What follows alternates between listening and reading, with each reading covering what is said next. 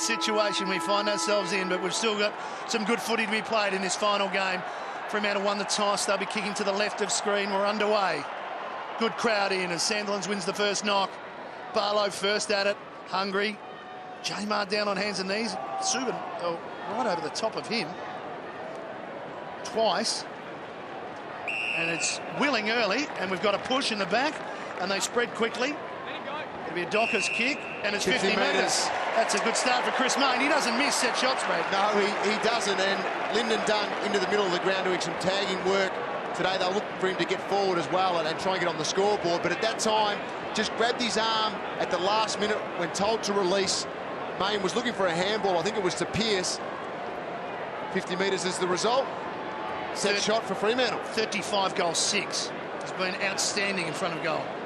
And that probability is 70%. That's the competition stats from this ground. It's worth studying just the way he kicks it. The great kicks don't grip the ball too tightly and they completely flow through in a really relaxed state. Don't strangle the ball, don't try and kick the cover off it. Mayne straight through the middle, just as Dermot said, and the purple haze is up early here at Patersons Stadium. And the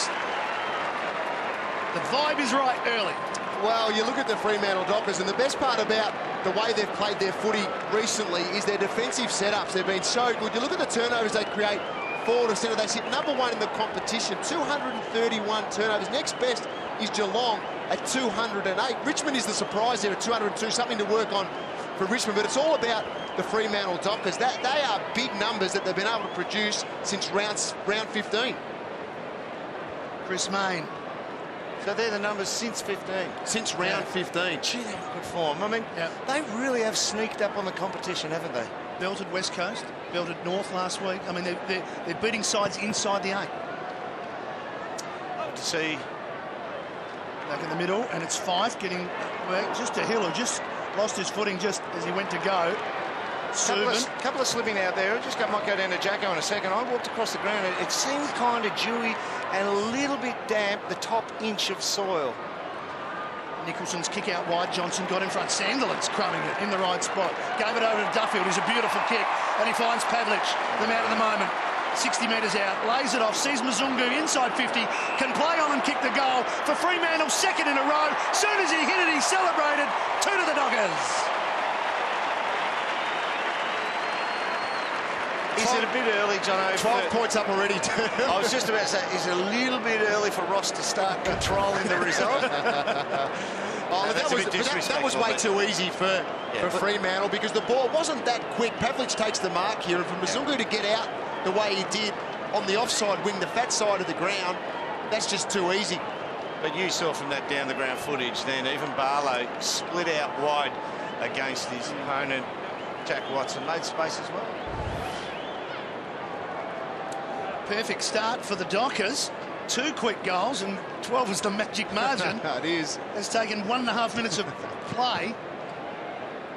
And have a look at that. Essendon have got the first 2 against the Pies. That'll make it interesting. Yeah, if it isn't already. What a night we're going to have. Free kick.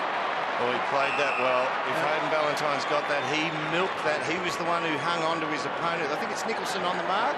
Umpire fell for it. And Mzungu might have to just chime in here.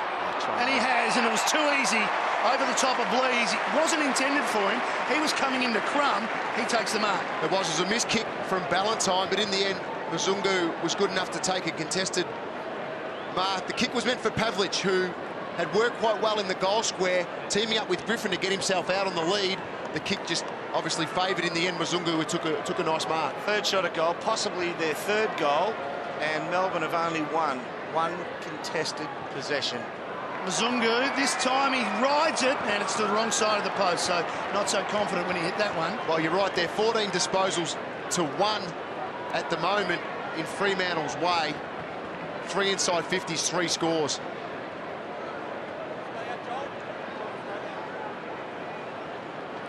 So Melbourne really yet to get going. Chance here, Tom McDonald, because he's got a 50-metre penalty for a push after he took the mark. He's playing on Griffin, so he's got that tall job.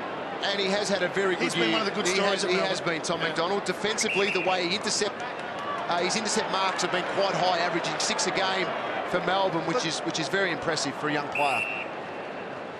So McDonald now. And look at this strangle down the ground. You look at Fife straight down the ground. Pavlich takes up residence 10 metres laterally across from him. And all they can do is chip sideways and short. Now they'll just play into their hands. Bale kicks to Big Sandilands, who's coming. McPhee got there first, got in front.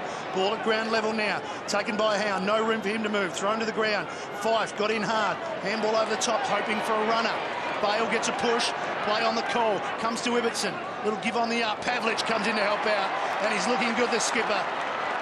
By hand. It's not a great handball, though. Spur caught by Seller. Off the ground it comes. It'll be a chance for Melbourne, though. Fitzpatrick. McKenzie. Got to keep going wide. Bleezer's got genuine pace. He goes wider. Now Rivers in game 150. Back to Bleeze. Too far out to kick a goal just yet. He's getting closer. He gets to 50 metres. Right to the line. Jeremy Howe's there. That's a free. It's got to be a free. Has to be. He's dragged off it before he got a jump at it. Now, if Jeremy Howe's there, how he's controlled his temper towards the umpire is beyond me. He must be a very moderate personality. What are you saying to him? You would have gone berserk. I would understand how Phil Carman felt. That's how I would have ended up with that free kick not paid. So the Dockers to run it out through McPhee. Indecisive and a poor kick. Nicholson to run onto it for Melbourne. Gathers nicely. Couldn't find Watts. Here's Walters. And here go the Dockers. Hill. McKenzie always hard at it. Walters again. Yeah. Few slipping. Ballantyne takes off. Uses his pace. Kicks to the advantage. Over the top. Beautifully worked by Main again. And he'll go back and have another shot. He's within range. When you watch here, Main just protects the drop zone of the ball. His direct opponent was in the better position at the start when the kick was put in, but then Main uses good body strength, protects the drop zone, and takes a nice grab. Just at 54%, the probability down in the market, 45 metres out. He's only missed 3 times from a set shot this season. The good news for Melbourne is they're going at 100%. They haven't turned the ball over by foot yet. The bad news is they've only had it 8 times. 24-3 from set shots. Can he make it 25-3? No, it's not going to score. And it's just rushed through by Big J-Mar. That's not a miss. No, that's still 24-3. Won't affect his average. Yeah. He was just passing. Just for we get a look at this down the ground now. Fremantle, the zone they employ. Yeah, it's spread a bit now that they've gone out there, Melbourne, and led wide. But that's the only place they can go for a kick because they hug the corridor Fremantle zone against the kick-in. They will not expose the corridor. Well, the Melbourne forwards are pushing up on the Fremantle defenders, going one-on-one, so they try and at least create a contest and get numbers around it. And there's plenty of numbers here, and the umpire's going to ball it up. Players waiting for him to come in. 14 plays 1. Bright start by the Dockers. Goals to Main and Mzungu. They both had another shot at goal as well. Plenty of wrestling there from Griffin and J-Mar. Hill, quick, hands to Pearce. Floats it up. Tough one to mark. Big spoil comes. It's going to sit, though, for Duffield. Runs onto it. Vision. It's touched off the boot, though. Melbourne have some numbers back in their defensive 50. Tom McDonald. To Trengove, to Grimes, and the captains combine. Uses Jeddah. Sylvia.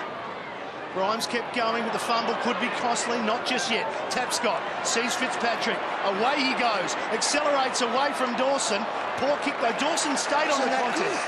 Isn't that good by that young lad Fitzpatrick? It was good speed. He's a big kid. What is he, 200 centimetres? Yep. That's a stethoscope being applied to Jeremy Howe there. He'll be taking in deep breaths and they'll be hearing how the air's getting into his lungs, whether there's any damage in there. No damage from Nathan Jones. How's that for a goal? He's had a big year, Nathan Jones, and that's a big goal. Well, he's been their best all year, Dern Jones, through the midfield, especially. Averages well over 25 disposals a game, and that's an excellent goal from a stoppage too. And good to see him get the release handball. He's usually one in there winning first possession. Timed his run very well then. Kicked an excellent goal. As we have a look at the stethoscope, if I can get Easy that for you out. to say, Brad. I will not say that one again tonight. Brian Royal on the sidelines there and just showing Nathan Jones some information. Isn't that great? I mean, you can get players straight off, replay what you want to show them, how they were set up, whether it was right, whether it was wrong. Just want to go back to that kid, Fitzpatrick. He's got a turn of toe and he's not a slightly built 200 centimetres either. He's got some real toe about him. Here's Subin, got it from Barlow. The smother was a good one from Jack Watts, and he recovers nicely. The kick is a little risky. Shepherd is there. It's half a Shepherd. Nicholson on the left boot. He's really kicking for touch here. And Dawson gets rid of Fitzpatrick. Jeremy Howe's back out on the ground, and he's got the footy. He's got an open goal square. He needs it to turn right. He didn't put the indicator on. Yeah, the young lad Fitzpatrick learned a little bit about league footy then. You just got to keep a little bit of wits about you and what's around you, because they will take you to ground even when you're just seemingly not in the contest. In fact, Dawson just gave him a little lesson. Dockers now work it to the outer side through McPhee. Walters went to take it on the chest and it cost him. Good chase down by Mackenzie, got rid of Barlow. So just the last couple of minutes, Melbourne have found themselves in the game. They've settled into the game. I'll tell you, the one aspect Ross Lyon will be able to control tonight, probably more than anything else than he would normally, is the game time of his defenders. Normally the defenders are the ones that start in the ground the longest. You'll see Dawson, you'll see McFarlane and Johnson rotate heavily tonight just to control their game time leading into a big final next week. Mackenzie was really wary of Fife there and was just over enthused to tackle him before he had the ball. Sandilands has a runner. He's a supreme runner too in Mundy. He hits it into the pocket. Ballantyne, play on the call. Push on the front, was it? The umpire's going to let it go. Interesting too that Melbourne have decided while Sandilands is on the ball, they're going to go with the much shorter but mobile ruckman of Seller against him while Jamar sits on the bench. Seller's 196, so he's not a small man, but he ain't 210 centimetres. Easily won by Sandilands, but Grimes rows it. Kicked in the Fife direction, and he doesn't drop too many. Big lead from Pavlich, and he's got it. The only space available to lead is out to that flank. So what the backman has to do, and I'm sure Frawley would have understood it and just played the inside corridor thinking, well, I don't want to be dummy led right back into the middle, but there's too much traffic there, so that's one of those ones you've really got to stay on the opponent's hammer, really touch the front of your shirt on his shoulder. 64-degree angle for the Pav. The race for the Coleman, his first attempt. It's a tough kick. It's across the face.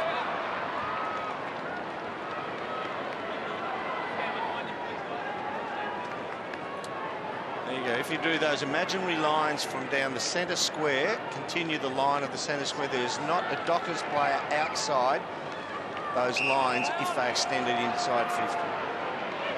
McDonald again, clearing from Melbourne to Jamar to Grimes.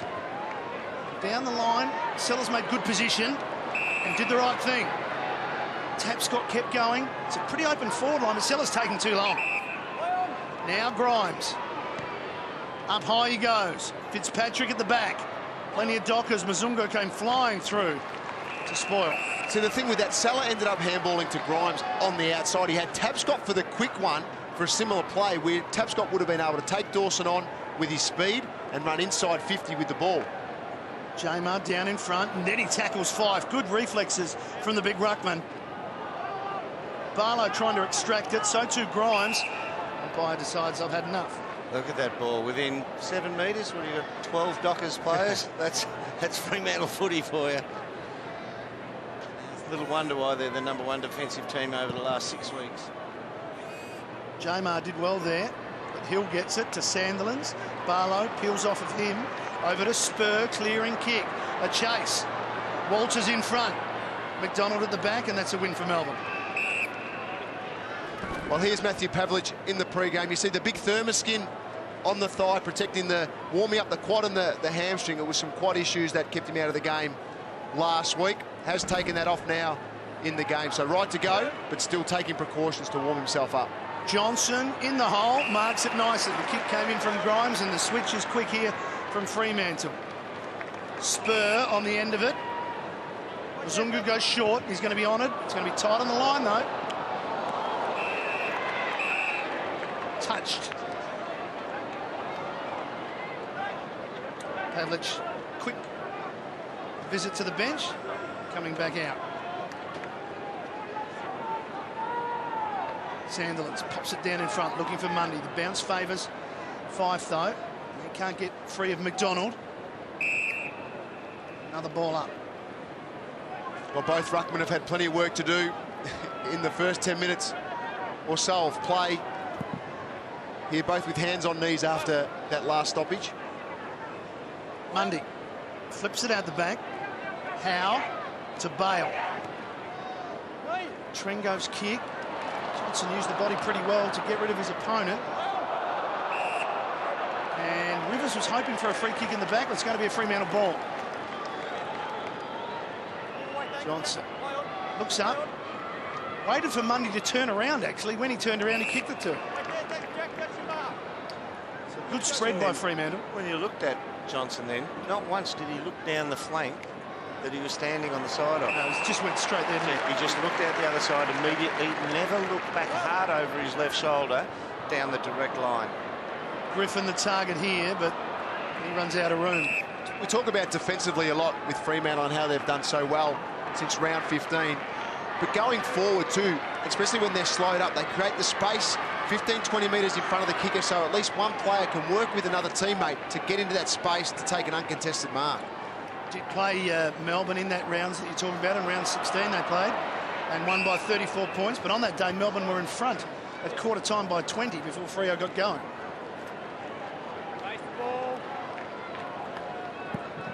Mundy's completely by himself. He's out the back in the wash-up.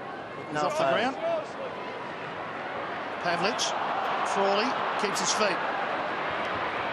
And handball over the top. And it was a percentage handball. Either he's going to get to him or go out. What actually happens sometimes is there's so many rules around stoppages. We have, right, if player X is on the ball, out player Y goes to him. In general play, player X will get player Z running around with. And sometimes players, somehow in that whole scenario, get by themselves in the wash-up because somebody's gone to the wrong person, and they stand out totally by themselves. And that's what Mundy had on that occasion. Just some really good work here by Melbourne. They've really steadied the last 10 minutes. They've just been able to, I guess, control the game, but don't allow Fremantle to run the flanks of Subiaco over because they know how quick they are. Yeah, well, they kicked the first 2 goals in 2 minutes, Jacko, so it's still 2 goals to 1. But they've got a chance here, Fremantle, because Subin's got out. He's got free, and he heads to the big man in Sandilands, who's got the height advantage on McDonald. Nothing McDonald could do there. Clever kick, Subin. Well, he's had a great start to the game. Sandilands, 6 disposal. This will be 7 and maybe a goal. We're just not sure whether he'll go back and slot this one through the middle. Big Sandilands. He's had 2 clearances. He's had 9 hit-outs. Pushes forward, has an impact while resting. It's just unfair, isn't it? Yeah. I mean, he is 194 centimetres, Tom McDonald. He's a big man, and he got dwarfed. Sandilands for his 5th goal of the season. He hasn't missed one. He's a very reliable kick, and the Dockers get their 3rd. Well, he's very reliable, Matty, no question about him going back and slotting that. But this is the other reason, too, and we spoke defensively before. You look at the squeeze as well from rounds 15 to 22 where they've been able to get the ball back quickly off the opposition. Only 9.6% of the time the opposition get the ball from their defence into their forward half. So that is huge numbers when you look to the Kangaroos being second with 17.1%. That's why Fremantle, you look at a form ladder, they sit on top. And that's what Fremantle are trying to do, is to get Aaron Sandilands deeper in the goal square to score more goals. With the emergence of John O'Griffin, he goes into the ruck right now. Coming into the finals, certainly going to be more of a weapon for Fremantle. If he can go forward, pluck some marks, kick some goals. It's so delicate to get him forward, though. But I mean, if you're sitting down there, the opposition run off, and he's such a big fella, it's hard for him to chase and get into the zone running up the other end of the ground. You've got to float him down there when they've got control. Crowley's kick. I need a lesson on the squeeze later on too, John. Just enlighten me on the squeeze. The squeeze? I just like it. Been something different in my language. Yeah, the vernacular's completely different. Anyway, Melbourne have the footy. Well, it's a champion data term, the squeeze. It's quite effective. Oh, yeah, they're effective. Jetta, kick into the middle. It was a good kick, actually. Thought McKenzie had a bit of time and space. Over to Garland. They're trying to get it really wide out there towards Trengove. Now, Nicholson runs for him. He honours him, but he's squeezed up by Pavlich. And the kick, why they hit 5, was the good chase from Pavlich. Mzungu, cut off. McDonald with a spoil. Sits for beautifully picked up by Walters. Handball a little bit fierce for Ballantyne. That's that area again, mate. He's just in the middle of the ground, inside the centre square. Once you're outside that circle, it's cutting through. The stops are cutting through the dampness on surface. Walters has to wait. Tap Scott, perfect tackle. Well, Matty, when you talk about the squeeze and how effective Fremantle have been since that period, tonight Melbourne are actually going quite good when they win the ball back in their defensive half. They're getting it inside their own forward 50, 33% of the time, and we saw then Fremantle with the opposition's 9% since round 15. Ibbotson forced to just kick it forward. Going back. Now there's a free kick off the ball against Crowley. It's going to Jones. Crowley's pleading his innocence, holding his jaw, saying, I got one first. Yeah, looked like it.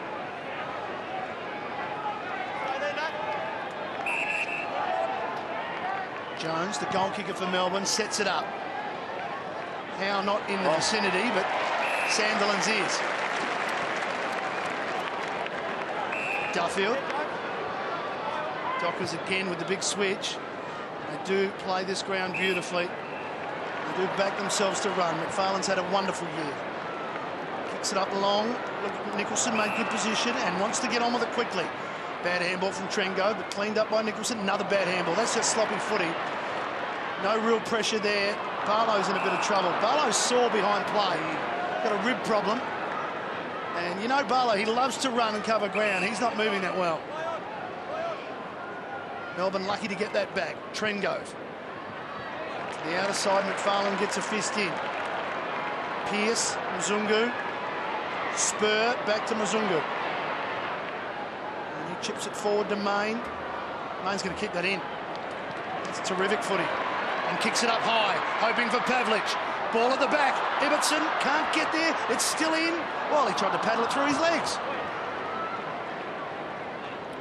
Behind. 14 points is the margin. Just under 5 minutes remaining in the first quarter. Right throughout the evening, we'll keep an eye on the percentage of the Dockers. Keep an eye on the Coleman race. Keep an eye on the other game. Play on the call. Pearce wanted to claim the mark by hand to Spur. Back to Pearce. In turn to Duffield. Got the footy in the right man's hands. He gets it up high. Pavlich. Main the crummer. Barlow testing out the ribs to Fife. On the left boot, high ball, they've got to wait, the spoil should come. Little Walters went up, Subin to Crummett, Watts dives on it, got to be careful, pushes it out towards McDonald. Desperation shown here by the Dockers. They can smell a goal. Seller does a 360, kicks it wide. Trengove trying to keep it in, Duffield's got to sit and wait. Almost the mark, recovers quickly. Again, they're going to send it back in. McFarlane straightens it up. Let's test out Fitzpatrick's pace again. Clever hit from Johnson. Beautifully done. Back to Dawson. Fancies himself from outside 50. Zach Dawson's kick. Wrong side of the post. Well, I thought Dawson, big opportunity there to hit the scoreboard for the fullback. Pavlich's work in the goal square was very good against two opposition players for the D's. And you see the virtual contested possessions there. 39 to Fremantle, 16 to Melbourne. It's a big difference, isn't it? As they're trying to hunt up another turnover here, the Dockers, but Melbourne still have it. Garland to McKenzie, Sylvia. You've got to take a hat off to Melbourne somewhat then. I mean, that type of smacking for contested possession and the ball living in that end of the field. And they're 15 points down. Yeah, 15. Yeah. I mean, that type of difference in contested possession should equate to like a 4 or 5 goal dominance. Another good knock by Sandilands, straight down to Mundy. But Tumbles the kick forward. But with Jack Watson playing loose in defence predominantly, they just don't look like getting it past the centre and scoring. So you can do all this holding up at one end, but they're just not going to score at the other. Dawson slices the handball through to Everton.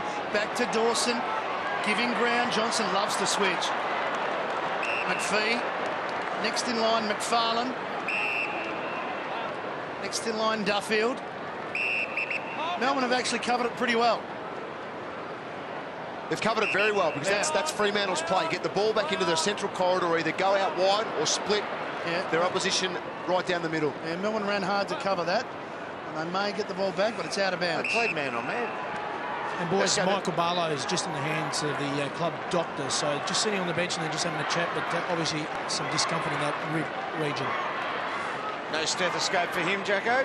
Definitely not. And don't ask me to repeat that too, Dermot, either. Doctor. Here's Seller. Give me the news. Off the outside of the boot. And here's Duffield again. He's having a big first quarter, Duffield. This will be disposal number 10. Away go the Dockers. Chance here for Fife. Squint to ground. Another player going down. Melbourne to clean up. Frawley switching it well to Tom McDonald. Well, he hadn't moved far, and they're in trouble here. Blees. Deliberate. That is very fortunate. Very lucky. No one between himself and the boundary line and went straight for it. Has been called as deliberate this year. And Michael Barlow's given the all players ready to come back on, guys. Thanks, Glenn. Reaching over the back with Seller, Pavlich to Johnson, just threw it on the boot, and it tumbles forward to the top of the square, almost hit Fife on the back. He's still got it. He's almost through it. Somehow Fremantle may get a shot here. Griffin gets out of the tackle, right across the face. It's still a chance for the Dockers. Still going, Crowley. Will Melbourne clean it up? Touched off the boot. The Dockers relentless in sending it forward. Good tackle, and they get a boundary throw in Melbourne. Well, it was excellent. And what sides look for these days, Matty, is it's called an RES. It's a repeat entry score. So that's what they try and get. Once the ball goes outside 50, they want to win it back in the position they are now, get it going back inside forward 50. Mundy to Ballantyne, but it's cut off by Frawley. The way this game's worked, do you reckon Ross sent out the message about 10 minutes ago? Just keep it at this. Keep it at 15 points. And then we can give them a goal later on. Inside the last minute, Melbourne have just hung on in defence really in this first quarter. Rivers over the top, game 150, takes a nice grab. Former rising star, 2004. Just, this ball will probably go out here, they'll force it over. Yep. Well, maybe not. Maybe not. Fitzpatrick, Duffield over the top of him. Garland comes back in. They want holding the ball, the crowd, not going to get it. Guys downstairs, that's that Rivers one then. When Jones comes past, we might get a look at it in a second or so when we get another stoppage. That's a definite handball to give, and all it requires is give the handball, and then as you give it, you knock that opponent off the back of Jones as he goes past. It just releases it. Yeah, absolutely. Puts the ball in motion. Here we go. Watch this. There's a good mark. Well done. Comes back. We've got time here to keep it running. Now, all they have to do is give that and then knock that chasing player off the back of him, and the ball's in motion. Do you like the run towards boundary side, though, Derm? Maybe it's the way they play anyway. Prefer not to, but I like the ball in motion. Yeah. Blees is in motion. Long ball in. Can Melbourne get a late goal in this first quarter? Hasn't been deep in their forward line for a while. Dockers trying to just sew it up, and they do. I put it to you, Jono. How many times playing as a forward did you lead and mark when the ball came from a static kick over a man on the mark? No, very few. Very rarely. Most of your marks taken on the end of a lead are from play on, ball in motion. But playing in the midfield, if you ran boundary side, you'd cop it as well. 5 seconds here for Melbourne. Got to be quick. Sylvia gives it off to Grimes just in time. Get it away. It could be a handy point when it comes to the finals, Derm. It's a point to Melbourne. He kicked before the siren, and Melbourne get their third behind of the evening. They're 1-3-9, Fremantle 3-5-23. So the story has begun. The first chapter is over, and it's a 14-point lead.